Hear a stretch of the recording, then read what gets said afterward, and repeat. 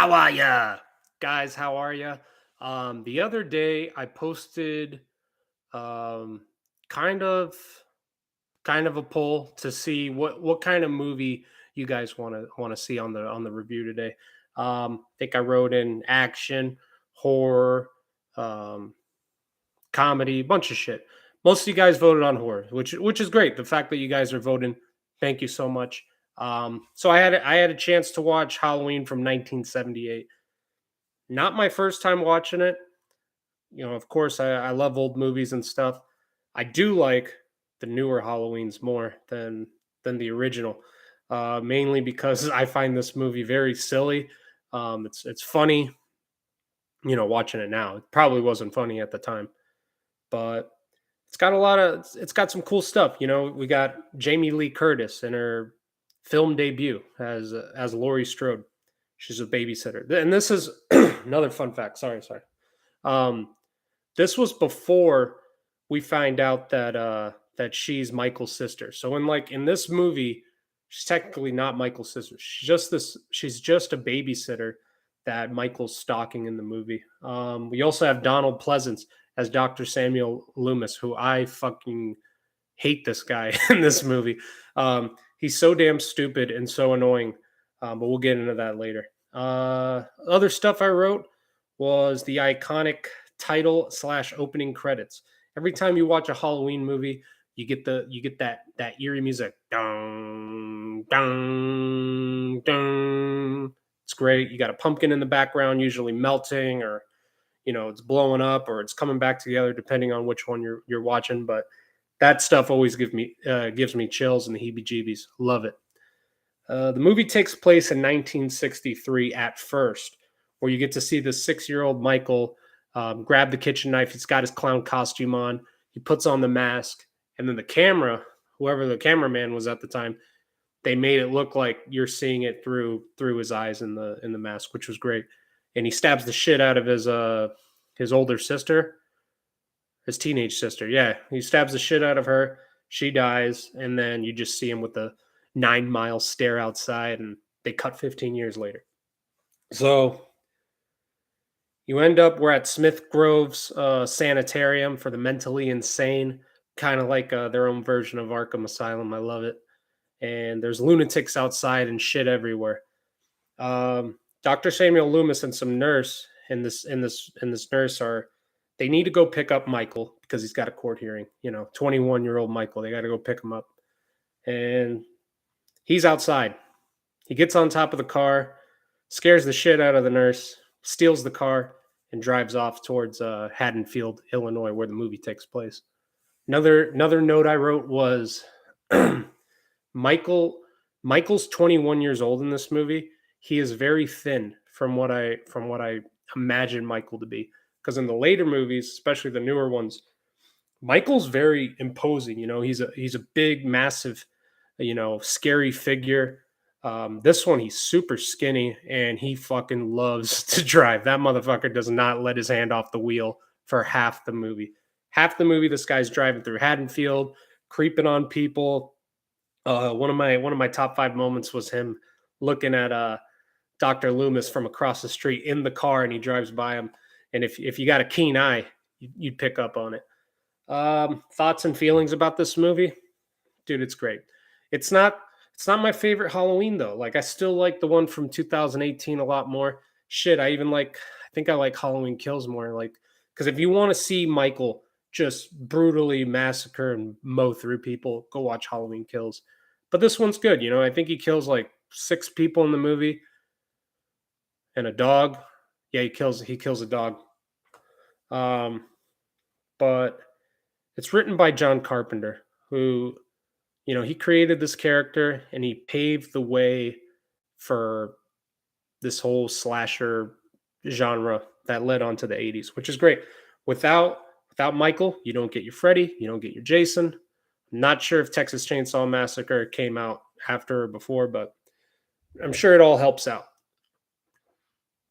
Got the world's best boss. I'm not going to get into that joke today, guys. But I do have work later. Top 5 moments. I already told you guys about the scene where Michael's across the street in the car. he sees Dr. Loomis talking to Sheriff Brackett over by the hardware store, and he's just in his car, one at 10, one at 2, and he drives by and he does that typical Michael stuff.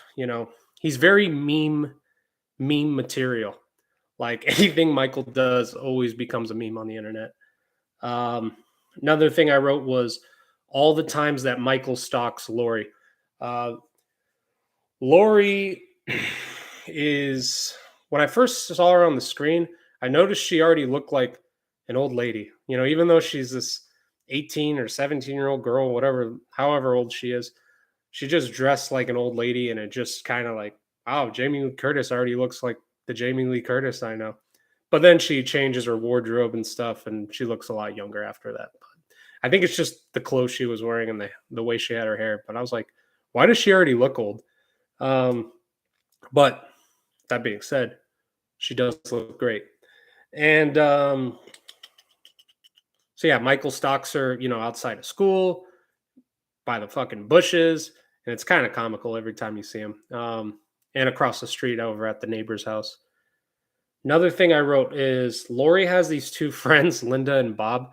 These this is a horny couple, all right, and they love to fucking drink beer, especially Budweiser, which I'm not a Budweiser guy. Like I like Yingling and Bush Light, Michelob Ultra. Just never got into Budweiser. Don't kill me. But when you first meet these two, they get out of a van and all you hear is the fucking empty beer cans, coming out of the van, and all they want to do is fuck. It's great. It's hilarious. They get into their friend's house, not Lori's, but the friend across the street.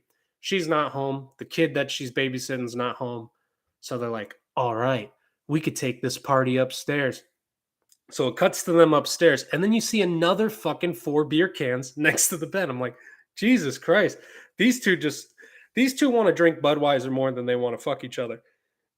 And then sorry, and then after they fuck, um, Linda, busts out a cigarette. They're smoking in their friend's bed, and she goes, Bob, can you get me another beer? I fucking love that. I was pissing my pants laughing. So obviously he goes downstairs and he's gonna get fucking gutted, which leads to number 4. Um, the I'm gonna call it the kebab because this is where Michael gives his signature kill. I mean, like if you guys know the best type of Michael kill besides the stranglings, um, Michael strangles Bob in the kitchen, holds him up by one hand, goes further up into the wall or the door, whatever it was, and he fucking skewers him to the wall or the door. And that's why I call it the kebab. And many people call it the kebab. And that's his trademark. If you watch Michael Myers movies, you look forward to that shit. It's great. And of course, the kebab leads to Michael Myers in Bob's classes. So he goes back upstairs with a blanket over his face to dress like a ghost. He's going, he's got the little eye holes out there, and then he has Bob's glasses on. So Michael Myers took the time to come up with his own Halloween costume after he kebabs some dude, and then wears his glasses. I was like, Yuri was laughing her ass off. I was laughing. It's some funny shit. Um, and number 5, my number 5 top moment is almost like it's a complaint, like because Lori is able to incapacitate Michael twice in the movie. And both times she has his knife. Like she has the knife. The first time she just fucking throws it. And the second time she just puts it down. And both times, Michael gets up like the way he always gets up, on the floor, all that shit. It's hilarious. But I'm like, Lori, what the fuck are you doing? And if you watch Halloween 2, which came out a couple years after that, or a year, I don't know the exact year, but Lori makes some piss poor decisions in that movie too. She really becomes a badass in the 2018 version. That's where she gets her shit together and her comeuppance. Um, that's all I got for top 5 moments. Another thing, I skipped this John Carpenter facts, dude. I'm sorry about that, but John Carpenter, he goes on to do a lot of shit. I mean, this guy did Christine, which is a movie, an old 80s movie about a fucking killer car. Awesome movie. Go check that out. I'm gonna thumbs up right there. He also did the remake for The Thing that's the one with Kurt Russell. And it's funny because the original version, way from a long time ago. I'm not sure the year, but that movie makes an appearance in this movie. Like one of the kids that Lori's taking care of is watching the thing on TV. I thought that was fucking awesome because this guy goes on to make a remake of it. Cool shit. Um, John Carpenter also did Escape from LA, Escape from New York, with Snake, which is also that's Kurt Russell too. So maybe this guy just likes Kurt Russell. But yeah, John Carpenter does great shit, and he's still alive. He's 75 years old. Um, John, if you're listening on the Platinum Pod, I want to tell you happy birthday, and congratulations on being alive after all the crazy shit you've done over the years. Congrats, man. And I got some Platt facts. Got some Platt facts. Mouth is super dry today. Stay hydrated, folks. Um, this was made on a budget of $300,000 at the time, which is, you know, piss fucking change, for a movie. But they released it, in October 1978. And you know what happens when you have a fucking Halloween movie or a scary movie coming out on fucking Halloween? You're gonna make a lot of money. Goes on to make 70 million, gross 70 million that year. How are you? Great job, guys. And another fun fact, this movie was originally called The Babysitter Murders. Ew, right? Fucking gross. They dodged a bullet by that one. You imagine The Babysitter Murders Part 2, The Babysitter Murders 4, The Curse of the Babysitter Murder. It would have been awful. Would have never carried on the 13 fucking sequels that it has today, that's great.